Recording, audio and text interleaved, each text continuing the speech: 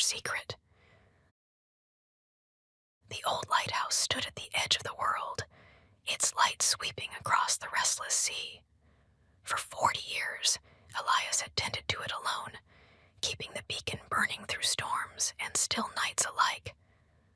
The villagers had long since stopped visiting, leaving Elias with only the rhythmic crash of waves and the occasional call of a seabird for company. Yet, he never minded the solitude. The lighthouse was his duty, his home, his purpose. But there was a secret beneath the stone foundation, a hidden chamber sealed away since the lighthouse was first built. Elias had known about it for years, a whisper among the town elders, a tale murmured by passing fishermen. No one had ever dared disturb it, and Elias had never been tempted, until now. One night, a particularly fierce storm swept in from the north, stronger than any he had seen before. The waves roared against the cliffs, shaking the very stones beneath his feet. Thunder rumbled through the air, and a bolt of lightning struck just beyond the tower. The ground trembled, and with a deafening crack, part of the outer foundation crumbled away, revealing a dark, gaping hole. Curiosity and dread warred within Elias. He hesitated only for a moment before taking a lantern and stepping inside. The air was thick with dust and salt, the scent of time itself lingering in the shadows. He moved carefully, his footsteps echoing against the damp stone walls. At the center of the chamber stood an old wooden chest, its hinges rusted, its lid slightly ajar. With shaking hands, Elias lifted the lid.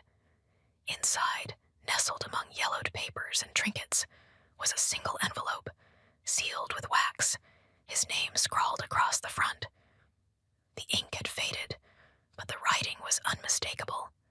He traced the letters with his fingertips, his breath catching in his throat. This letter had been here for decades, waiting for him. He broke the seal and unfolded the brittle parchment. The words sent a shiver through him. To my son, Elias. If you are reading this, then fate has led you here at last. I have watched over you from afar, unable to return, but I have never stopped loving you. The lighthouse is more than just a guide for lost sailors. It is a gateway, a protector of something far greater than the sea itself. Inside, beneath the great lantern, lies a key. Use it wisely. Your father, Abram. Elias's hands trembled. His father, the man he had never known, the man he had been told was lost at sea before he was born. His mind reeled as he read the letter again, searching for meaning, a gateway, a protector. He had spent his entire life tending this lighthouse, never questioning its deeper purpose. But now, he had no choice. Heart-pounding, he climbed the spiraling stairs to the lantern room, his father's words echoing in his mind. Beneath the great lantern, he reached the top and gazed at the massive mechanism, the light still spinning, casting long shadows across the walls. He ran his fingers along the base, searching until he felt it. A hidden panel, cleverly concealed. With effort, he pried it open. Inside was a small iron key, simple but heavy in his palm. He turned it over, noticing a faint engraving, an unfamiliar symbol, ancient yet familiar. A gust of wind rattled the glass panes, and for the first time in his life, Elias felt the lighthouse watching him. The beacon had always been a light in the darkness, guiding sailors to safety. But now, Elias understood. It had been guarding something far older, far more powerful than he could ever imagine, and he was the next in line to keep its secret safe. For 40 years, Elias had tended to it alone, keeping the beacon burning through storms and still nights alike. But there was a secret beneath the stone foundation, a hidden chamber sealed away since the lighthouse was first built. When a particularly fierce storm unearthed the entrance, Elias Elias finally dared to step inside. What he found changed the way he saw the world forever. A time-worn letter addressed to him, written long before he was born. The Clockmaker's gift. In a quiet village where time seemed to stand still, an old clockmaker named Henri built a masterpiece. A clock so precise, it whispered the hours like a song. The people adored it, setting their daily lives by its gentle chime. But one winter, Henri disappeared, leaving behind only a note.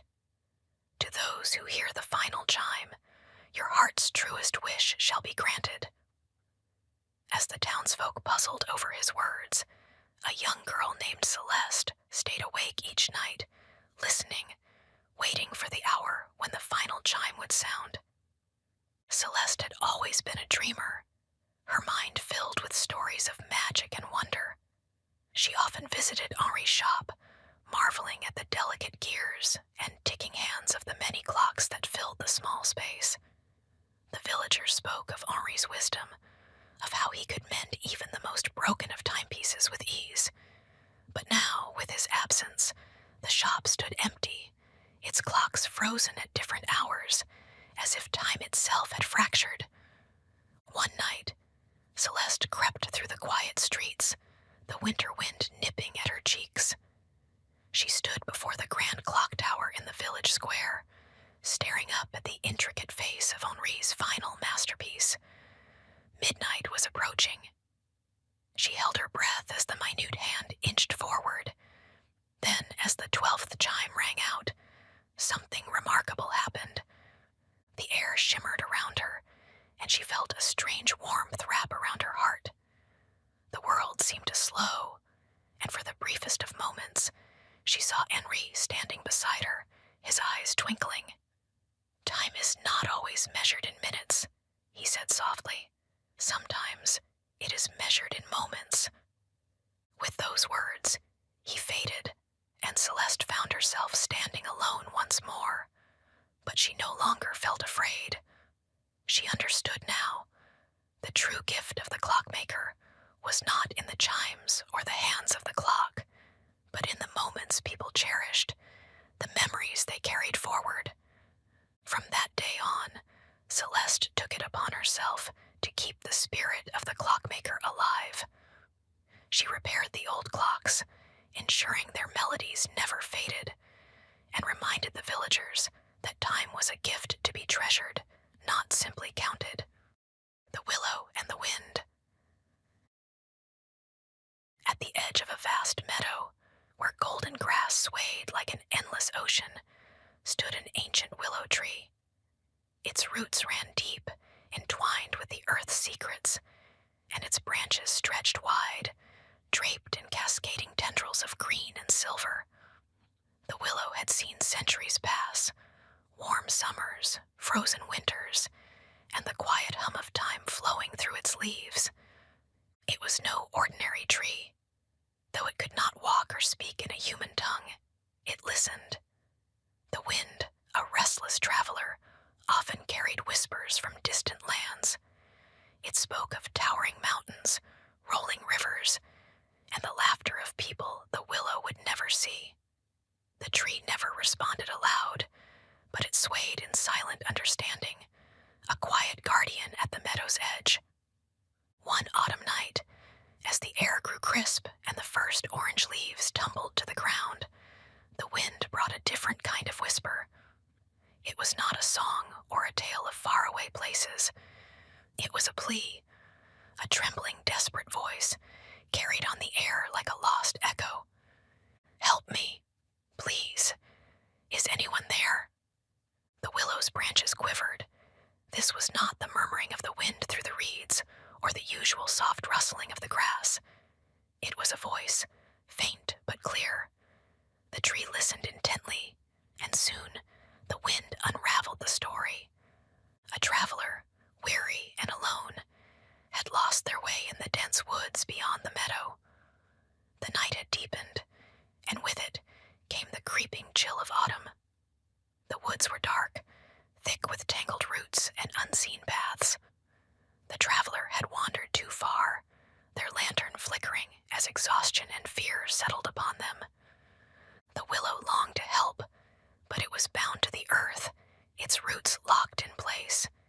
It could not walk into the forest to guide the lost soul, but it was old, wise, and full of quiet magic. It knew there was always a way. It turned to the wind, its faithful companion.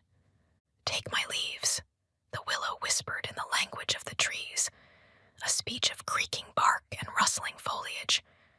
"Carry them where they must go." The wind, ever eager to race across the world, swirled through the branches and gathered a flurry of golden leaves, each one trembling with purpose. With a gust, the wind sent them flying, scattering into the night like tiny lanterns. Deep in the woods, the travelers slumped against a tree, their breath ragged, their hands numb. The darkness pressed close, thick as a blanket, and their lantern had begun to sputter. But then, movement, a flicker of gold against the black. A single leaf, glowing in the moonlight, drifted down before them. Then another, and another. The traveler blinked.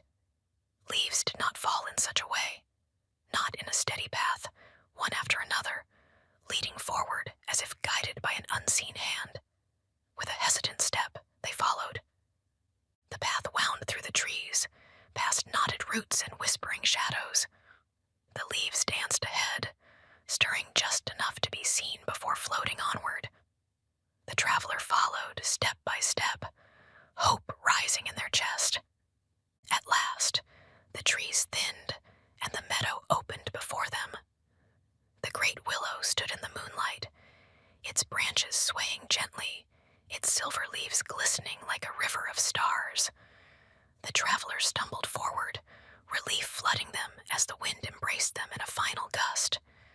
They pressed a hand to the willow's sturdy trunk. "Thank you," they whispered, though they did not know if the tree could hear. But the willow did hear.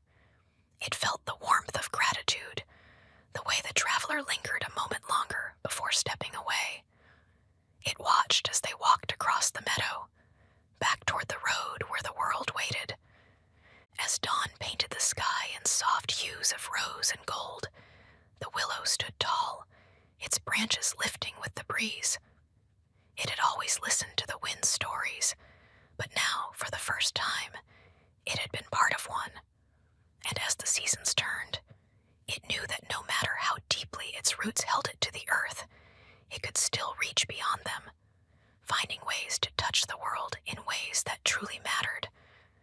And so, the willow continued to stand at the edge of the meadow, listening, waiting, ready to help again whenever the wind brought another whisper in the night. The silent painter. In the heart of an ancient city, where cobbled streets wove between buildings with time-worn facades, there stood a small studio. It was tucked between a bookstore filled with the scent of old pages and a cafe where the hum of conversation never ceased. The sign above its door was faded, its letters nearly illegible, but those who lived in the city knew its name well, the Studio of Silent Stories. Inside, amidst the scent of oil paints and the flickering of candlelight, worked the painter. No one knew his name. He had never spoken a single word. He needed none. His voice lived within his paintings, the sweeping strokes of color, the delicate lines that wove together scenes more vivid than memory itself. People came to him with unspoken dreams, with thoughts too delicate or too painful to put into words.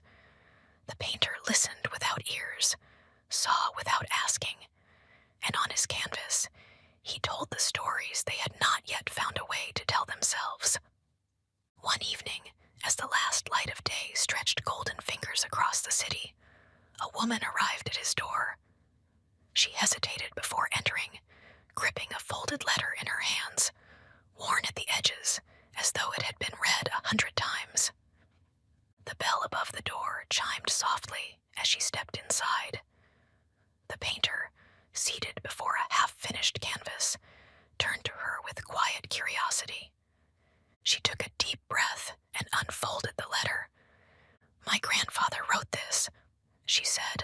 her voice barely above a whisper. Before he passed, he told me of a painting, one that was hidden long ago. He never told me where, only that when I found it, I would understand something I had long forgotten. The painter extended a hand, not for the letter, but for her story. He did not need words to understand. He needed only to feel the weight of her search. She hesitated before placing the letter in his palm. He read without reading, his fingers tracing the folds as if the paper itself carried memories. Then, without a word, he moved to his canvas, dipping his brush into deep blue and sweeping it across the surface. The woman watched as a scene began to take shape. Not a landscape, not a portrait, but something in between, as if the past and present were merging on the canvas itself. She saw a house she had never visited, yet something about it tugged at her heart. A great wooden door, carved with ivy, a window framed in soft light. Then a figure, her grandfather, not as she remembered him in his final years, but young, standing before the door, holding a canvas of his own. A realization pressed against her chest. This was no ordinary painting. It was a memory, one she had never witnessed, yet one that belonged to her. As the silent painter worked, more details emerged. A narrow street, a wrought iron balcony draped in flowers, the faint outline of another painting, one within the one he was creating. Her breath caught. It was in our family's old home, she murmured, recognizing the place at last. The painting he spoke of, it's still there. The painter nodded once, his expression unreadable, but his brush never wavered. He was showing her the path, revealing what had been lost. Not just the painting, but the moment it captured, a secret waiting to be remembered. When he set his brush down, the room was silent except for the faint scratching of the city outside. The woman touched the finished canvas, tracing the lines of her grandfather's face, the door, the mystery waiting beyond it. "Thank you," she whispered, her voice filled with something between gratitude and wonder. She turned to leave, her heart racing with the knowledge of where she must go next. But before stepping through the door, she looked back. The painter had already begun another canvas, lost once more in the silent stories only he could tell. Outside, the night had deepened, stars winking between rooftops. The city hummed with life, but the woman heard only the quiet whisper of paint on canvas, guiding her toward the truth her grandfather had left behind. And in the little studio, the silent painter continued his work, never needing words, for he had found a language all his own, a language that spoke in color, memory, and time. The Lantern Festival.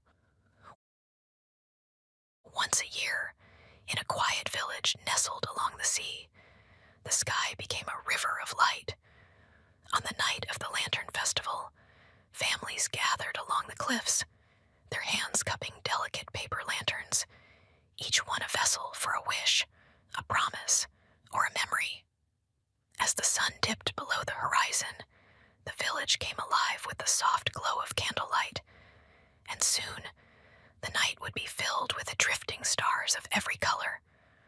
For as long as he could remember, Mateo had watched the lanterns rise. He had seen them float toward the heavens, carrying the hopes of his mother, his father, his sister, and all the others in the village. But he had never sent one himself, until tonight. Standing at the edge of the festival, Mateo clutched a small lantern close to his chest. Its golden paper rustled softly in the evening breeze, the candle within flickering. He had spent days preparing it, carefully painting its surface with tiny blue waves like the ocean at sunrise. But now, as the time to release it neared, he hesitated. His family stood beside him, their own lanterns ready. His mother smiled gently. "What will your wish be?"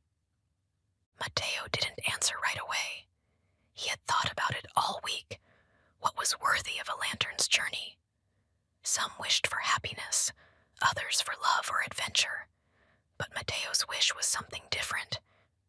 He took a breath, then whispered it to his lantern, as was tradition. "Find someone who needs you more than I do." His hands trembled as he lifted the lantern into the air.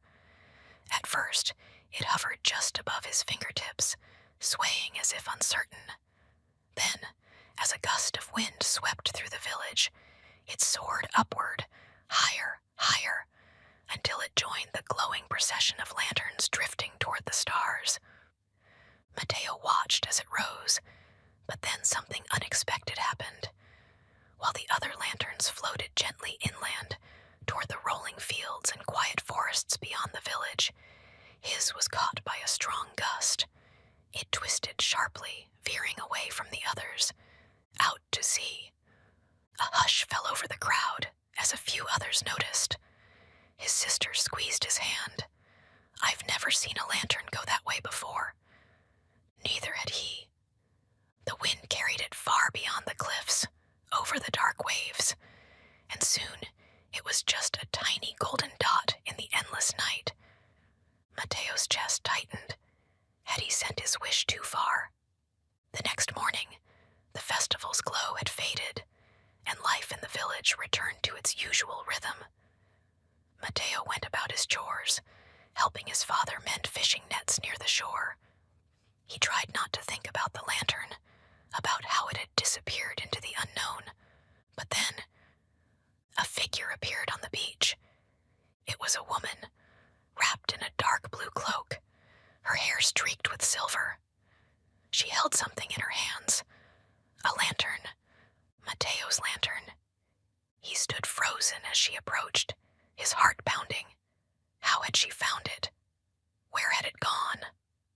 The woman smiled, kneeling so she was eye level with him. "Is this yours?" Her voice was warm, like sunlight after rain.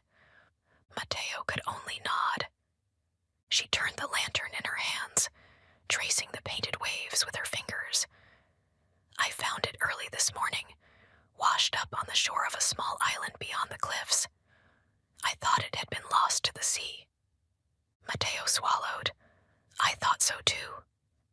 She studied him for a moment, then said, "This lantern carried more than a wish, didn't it?" He hesitated, then nodded again. "I asked it to find someone who needed it more than I did." The woman smiled, something sad and knowing in her eyes. And it did. She gestured toward the horizon, where a tiny island lay in the distance. "I live there, alone, for many years now. Last night, I sat on my shore, wondering if the world had forgotten me. Then I saw your lantern, floating toward me like a message from the stars." Mateo's breath caught in his throat. She continued, "I read your wish, written inside." She tapped the lantern's base, where he had scrawled his words in small, careful letters. "And I knew I had to return it." For a long moment, neither of them spoke. Then Mateo did something unexpected. He reached for the lantern and gently placed it back in her hands. "It's still yours," he said. The woman looked at him in surprise. Mateo smiled, the kind of smile that carried understanding beyond words. "I think it found the right person." Tears shimmered in the woman's eyes, though they did not fall. She nodded, clutching the lantern close. "Thank you," she whispered. As she turned and made her way back toward the sea, Mateo watched her go, feeling lighter than he had the night before. That evening, as the sky darkened once more, he looked out toward the distant island, imagining the glow of a single lantern flickering there, carrying new hopes, new dreams. And for the first time, he understood. Some wishes aren't meant to come back. They're meant to find where they truly belong. The Bookshop at Midnight. At the corner of an old cobblestone street, tucked between a shuttered bakery and a lamplighter's post, stood a bookshop that only opened at midnight. By day,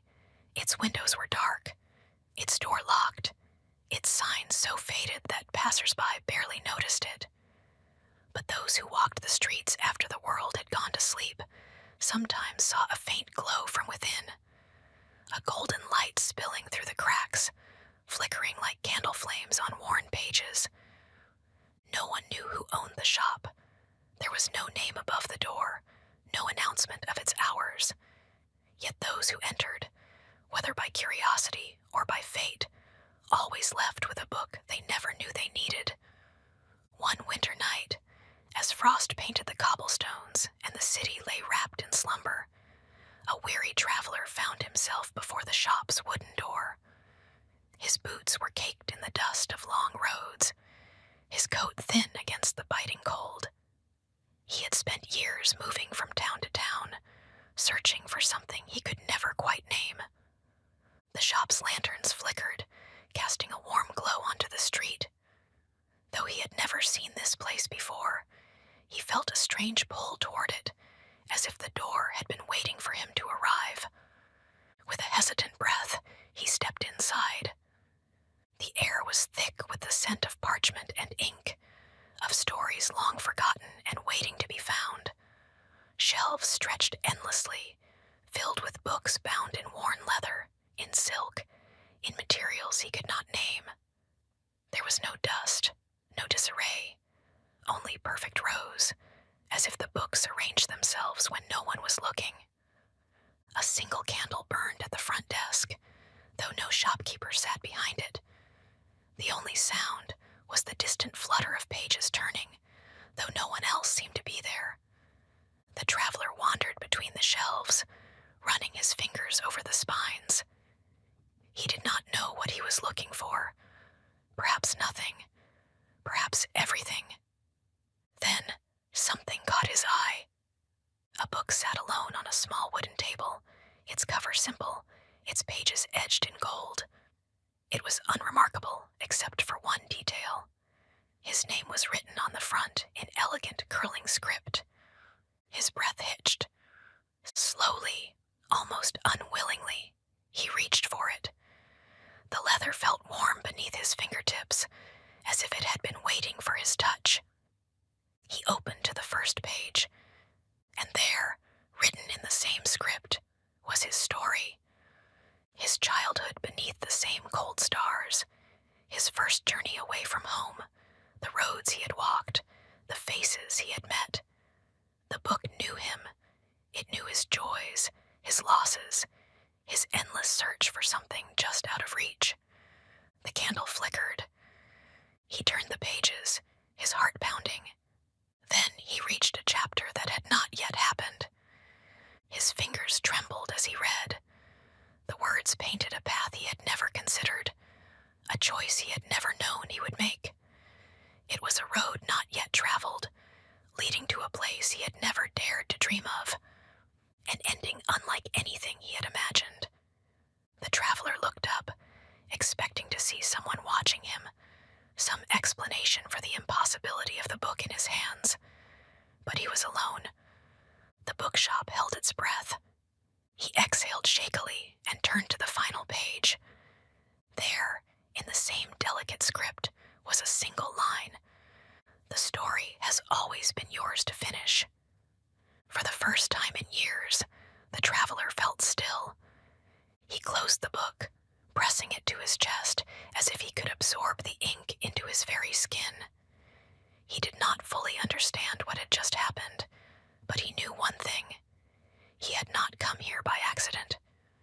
This book, this story, was a door he had never seen before, and now it was open. He turned toward the shop's entrance, ready to step back into the night, to follow the path the book had revealed. But as he reached the door, he hesitated and glanced back. The shelves stretched endlessly, waiting for the next visitor. The candle on the desk flickered one last time, then went out.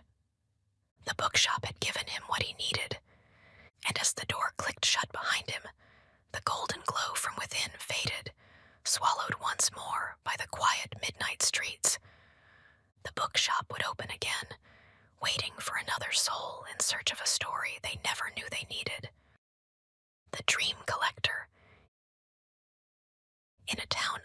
unlike any other, where the air shimmered with the echoes of slumbering thoughts. Dreams took on a life of their own. They drifted through the streets in the quiet hours before dawn, wisps of color and light, fluttering like moths, whispering like the turning pages of an unseen book. And every morning, just as the sun's first rays stretched across the rooftops, Leora would wake and begin her work. She was known as the Dream Collector. Dressed in flowing robes the color of twilight, she wandered the cobbled streets with a lantern in one hand and a satchel slung across her shoulder. She moved carefully, with the patience of someone tending a fragile world. Some dreams lay curled on windowsills, forgotten by their dreamers. Others clung to the tops of lampposts, flickering in the wind. Some pooled like spilled ink at the town square, waiting to be gathered before the light of day erased them forever. Leora knew which dreams to keep and which to set free. The gentle ones, the dreams of childhood laughter, of lovers meeting beneath the stars, of lost songs waiting to be remembered, she placed into small glass bottles. She lined them on the shelves of her tiny shop, where those in need of a dream might come searching. The restless ones, the wild and untamed dreams, the ones full of longing and fire, she released into the sky, watching as they flitted like fireflies into the unknown. This had been her task for as long as she could remember, and though no one knew where she had come from or how she had begun her work, the town accepted her as part of its rhythm. Until one morning, when Leora found a dream unlike any other. It was curled in the shadow of an old fountain, pulsing faintly, refusing to fade with the coming dawn. Unlike the others, which dissolved into mist when touched, this one remained solid, its edges glowing faintly with a golden light. Leora knelt beside it, running her fingers along its surface. Dreams were not meant to linger past morning. They were fleeting by nature, mere fragments of the subconscious world. But this one was different. It was waiting for her. Carefully, she cupped it in her hands and carried it home. In her small shop, surrounded by shelves of bottled dreams, Leora placed the strange dream on her work table. She studied it in the flickering candlelight, watching the way it pulsed and flickered, revealing glimpses of something just beyond her reach. She reached for a small silver key, a tool of her trade, and pressed it gently against the dream's surface. The dream shuddered. Then, like an unfolding story, it opened. Leora gasped. Inside the dream was a memory, one she had not touched in decades. A child stood at the edge of a great lake, watching as lanterns floated across the water. A woman knelt beside her, whispering a promise. One day, when you are older, you will understand the language of dreams. You will carry them, protect them. You will find what is lost. Leora's breath caught. The child was her, the woman, her mother. She had forgotten this moment, buried it beneath the weight of years. She had always believed she had chosen this life, that she had simply woken one day and begun collecting dreams. But no, she had been given this purpose long ago. She closed her eyes, letting the dream wash over her. And then she knew. This dream had not been left behind by another dreamer. It had come from her, from a part of herself that had been waiting all this time to be found. When she opened her eyes, dawn had turned to day. The dream in her hands had softened, its glow fading, its message complete. Leora smiled, not with sadness, but with understanding. That morning, as she stepped out onto the streets once more, she carried the dream not in her satchel, but in her heart. And as she gathered the drifting remnants of the night, she knew some dreams are not meant to be collected or set free. Some dreams are meant to be remembered. The bridge between worlds, At the edge of an ancient forest, where the trees grew thick and their roots twisted like sleeping serpents, there stood a bridge few dared to cross. It was old, its wooden planks worn smooth by time, its railings draped in creeping ivy. The river beneath it was calm, almost unnaturally so, as if it too were holding its breath. The villagers spoke of the bridge in hushed voices, warning travelers to turn back before setting foot on its path. They told stories of those who had crossed and never returned, of whispers in the mist, of a strange, weightless feeling that settled in the bones of those who stepped too close. Emery, a scholar of forgotten lore, had spent years collecting tales of such places, gateways between the known and the unknown. He had heard of the bridge many times, but he did not believe in curses or ancient magic. To him, such tales were the embellishments of fearful minds, the exaggerations of time and memory. And so, one crisp autumn morning, he set out to prove the legend false.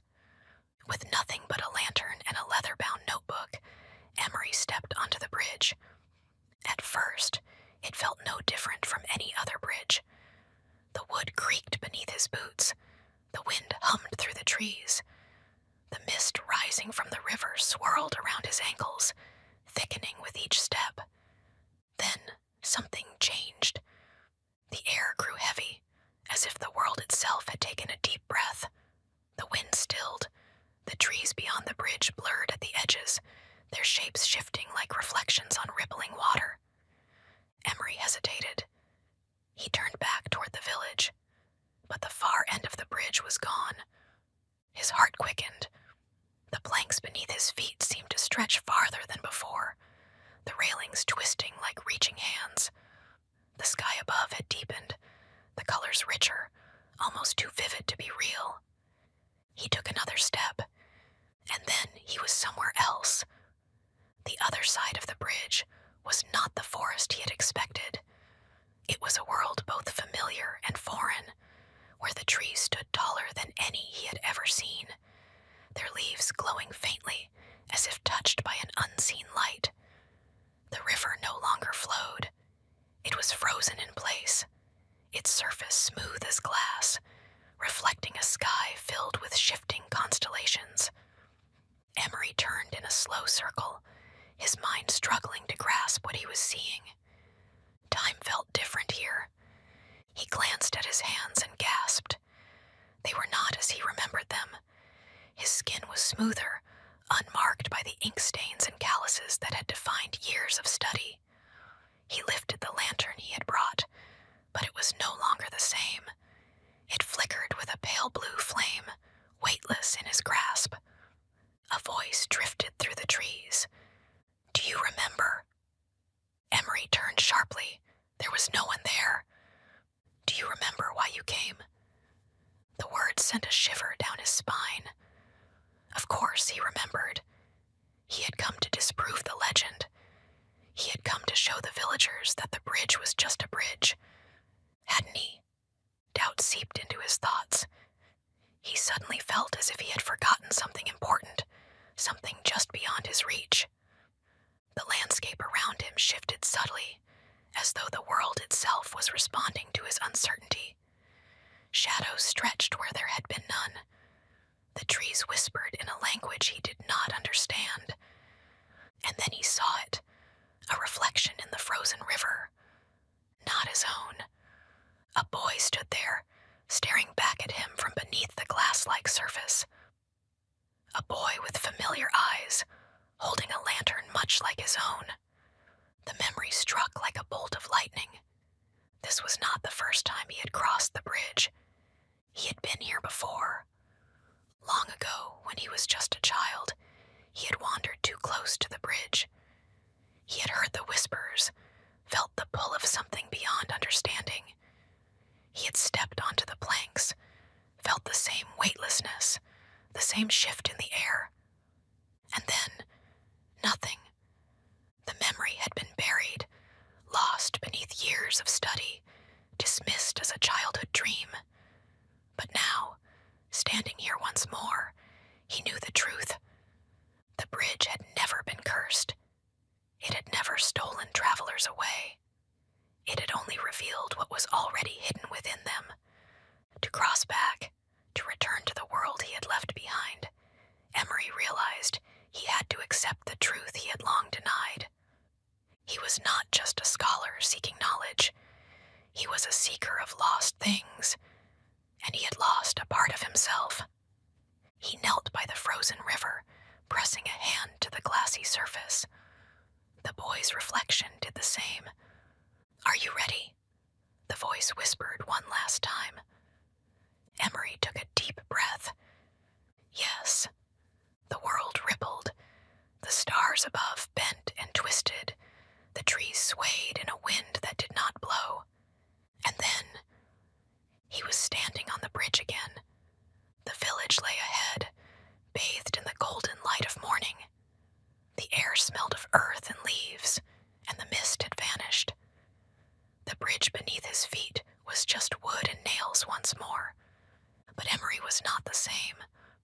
He turned back toward the forest, half expecting to see the strange world he had left behind, but there was nothing, only trees, rustling in the wind. With a quiet breath, he stepped off the bridge and onto solid ground. The villagers greeted him with surprise, for they had assumed he would never return. "What did you find?" they asked. Emery only smiled. "Something I had forgotten." And though he never spoke of the bridge again, he knew it would always be there, waiting for those who dared to cross, for those seeking the truths hidden deep within their own hearts. The Last Candlemaker. In the heart of a city that had long since traded flickering flames for the steady hum of electric lights, a single shop still stood, defiant against the tide of time. Its windows were dark during the day, its wooden signs so worn that the name was unreadable. The world had moved forward, but inside this quiet place, the past still glowed. Few ever noticed it. The people of the city rushed past without a second glance, too absorbed in their neon-lit world to think of something as old-fashioned as candles. But those who did step inside, whether by curiosity or fate, never left unchanged. For the candles within were no ordinary candles. Each wick, once lit, held something within, something lost, something forgotten, a whispered memory, a distant laugh, the last words of a love long gone. Some carried lullabies once sung to sleeping children. Others held the sound of rain against old rooftops, the scent of a home left behind, the feel of a warm hand in the cold. But only one man knew how to craft them. He was the Last Candlemaker. And one boy would soon learn that light could hold far more than just warmth. One, the boy and the candle. Emile was 10 years old when he first found one of the Candlemaker's creations. It had been hidden among the clutter of an old antique shop, buried beneath dust-covered books and tarnished trinkets. The candle itself was simple, pale ivory wax, a single unburned wick. But when Emile picked it up, he felt something strange, a warmth that wasn't from his hands, a hum so soft it might have been imagined. And then, as he turned it over, he saw a small inscription at the base, barely visible beneath the dust. For those who remember. Curious, he bought it with the few coins in his pocket, carrying it home with careful hands. That night, as the city's artificial glow seeped through his bedroom window, Emile lit the candle. The flame flickered once. Then a voice filled the room. Software gentle, familiar. "Emile, my darling, are you listening?" His breath caught. The flame danced. It was his mother's voice, the second search for the Candlemaker. Emile sat frozen, staring at the flame, his heart pounding. His mother had been gone for 2 years. She had always told him stories before bed, her voice a lullaby of warmth and safety. And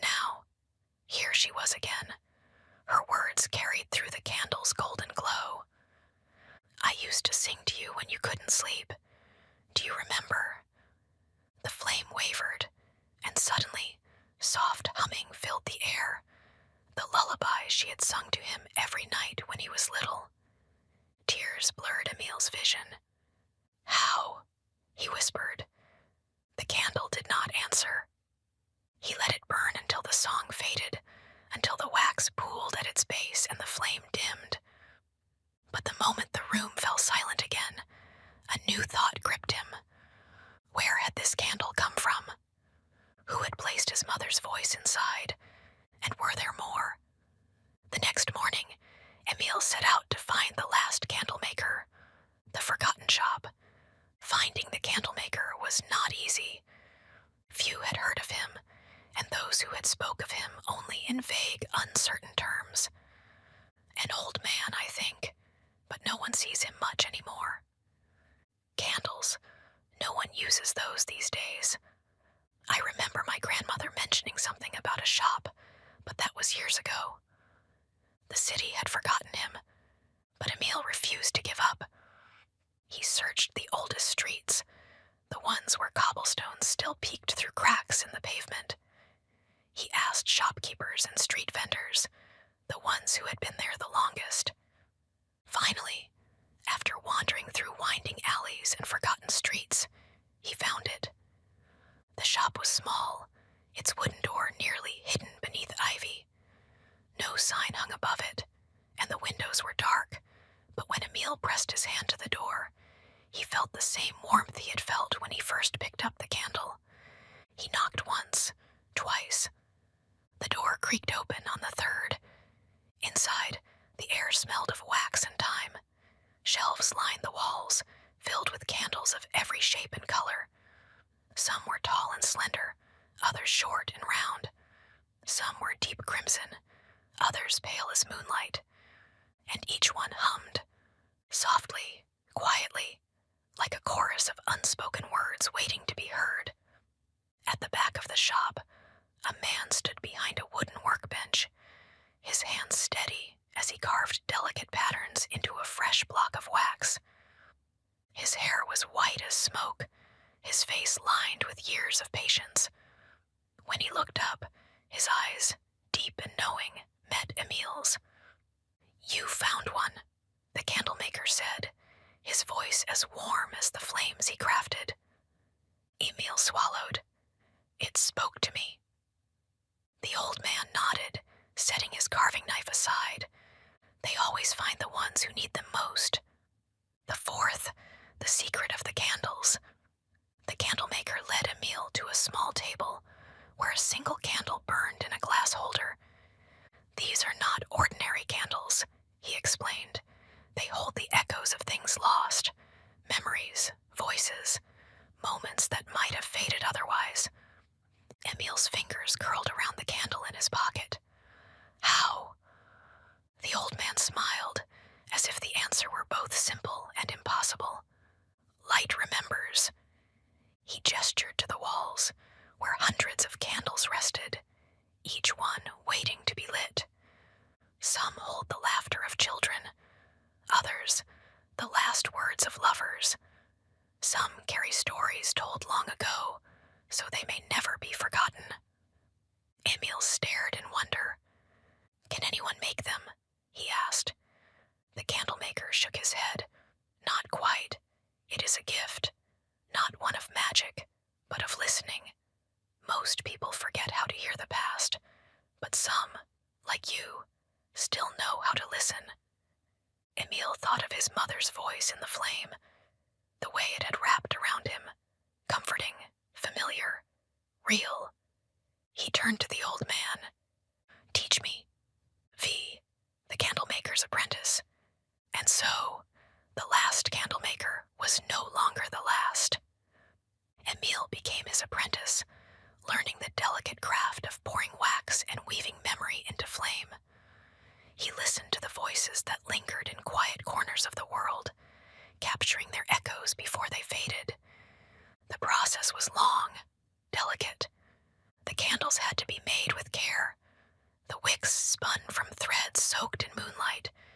The wax poured in silence, the memory placed within at the right moment, when the flame could catch it and hold it forever. Not all memories wished to be captured. Some flickered, restless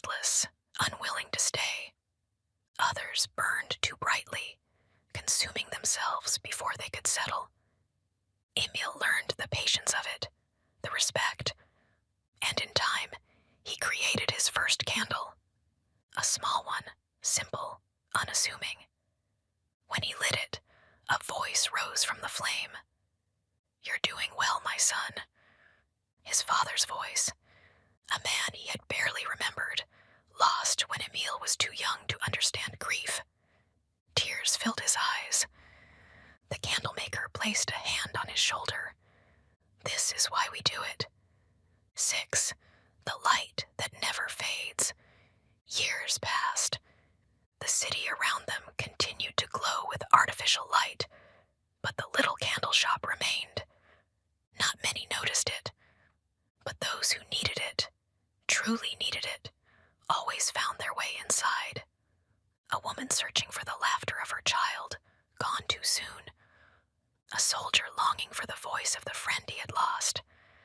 A man who had forgotten his mother's lullabies. They came, unsure, skeptical, and they left with light, a warmth that could never be extinguished. For as long as there were those who remembered, the candles would burn, and their light would never fade. The Whispering Woods.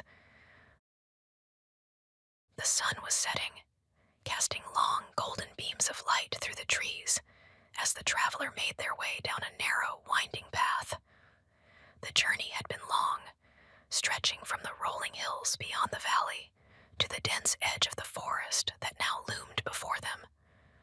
Their feet ached from the miles they had walked, and their mind was weary from deciphering the faded map clutched in their hands. It was old, its corners tattered, its ink smudged with age, but it had led them here, to the entrance of the ancient fabled forest, known only as the Whispering Woods. A hush fell over the traveler as they took their first step beneath the towering canopy. The change was immediate. The air grew cooler, thick with the scent of damp earth and blooming wildflowers. The wind no longer howled but whispered, weaving through the leaves with a voice of its own. Every few steps, they heard the faintest murmur, a gentle rustling, as though the trees were speaking in hushed tones, sharing secrets that only the forest could understand. Despite their exhaustion, curiosity propelled them forward. They had heard the stories, tales of lost travelers who had wandered in and never returned, of those who had emerged forever changed, speaking of dreams that felt more real than waking life. And yet, despite the eerie beauty of the woods, there was no fear in their heart, only wonder. The path beneath their feet softened, moss spreading thick like a carpet, muffling the sound of their footsteps. The deeper they went, the more the light faded, filtered through the dense foliage above. Fireflies began to appear, their delicate lights blinking like distant stars, creating a shimmering constellation amidst the trees. The traveler reached out a hand, watching in quiet delight as one of the tiny creatures landed on their palm, its glow pulsing gently before it lifted off into the darkness. Further along, the trees grew even taller, their branches intertwining to form a natural archway above. A strange sense of familiarity settled over the traveler, though they could not recall ever having been here before. The whispers in the trees grew clearer now, less like random rustlings and more like words, though they were spoken in no language the traveler recognized. And yet, they could feel their meaning, their essence. "Welcome," they seemed to say. "Come, listen, stay." Time lost meaning in this place. Minutes stretched into hours, or perhaps it was the other way around. The traveler did not know. They only knew the woods were calling them deeper. And so they walked. Then, up ahead, a faint glow broke through the darkness. Not the cool light of the fireflies,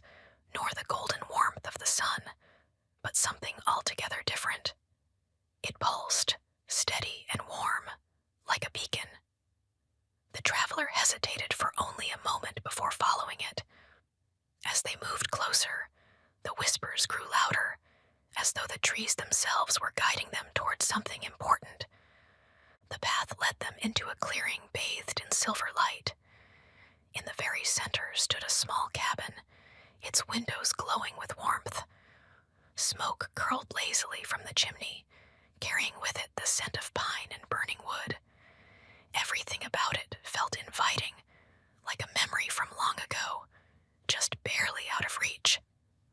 The traveler approached hesitantly, their hand raising to knock. Before their knuckles met wood, the door creaked open, revealing an old woman standing just inside. Her eyes were kind, her face lined with time, her silver-streaked hair cascading down her back in waves. She wore a cloak woven from leaves and moss, as though she belonged to the forest itself. "Welcome, traveler," she said, her voice melodic, like the wind through the trees. "I've been expecting you." The traveler's breath caught, expecting them. They had told no one of their journey, of their search. And yet, the woman spoke with certainty, as if their arrival was something preordained. Without a word, they stepped inside. The warmth of the cabin enveloped them instantly. A fire crackled in the hearth, casting flickering shadows along the walls. Shelves lined with books, dried herbs, and small glimmering crystals filled the room. A large wooden table sat in the center, its surface covered in parchment and maps, some bearing symbols the traveler did not recognize. The scent of tea, earthy and soothing, lingered in the air. The woman gestured to a chair by the fire, and the traveler sat, grateful for the respite. They felt the warmth seep into their bones, the tension of their journey melting away. "What is this place?" they finally asked. The woman smiled, her eyes twinkling. "You are in the heart of the Whispering Woods," she said. "This forest is older than time itself. It holds every story, every memory, every whisper of the past. And for those who listen, it speaks." She poured a cup of tea, the steam curling in delicate tendrils, and handed it to the traveler. They took a cautious sip, feeling warmth spread through them, deeper than just the tea. It was something more, something magical. As the fire crackled, the woman began to tell stories. She spoke of the creatures that roamed the woods, deer with coats that shimmered like moonlight, owls that sang lullabies, foxes that danced in the shadows. She described hidden rivers that carried the songs of the earth, flowers that bloomed only under the full moon, and trees that remembered every word ever spoken beneath their boughs. "And the whispers?" the traveler asked, their voice hushed. The old woman's smile deepened. "They are the voices of those who came before, of those who will come after, of the forest itself. It watches, it remembers, it sings, and tonight it sings for you."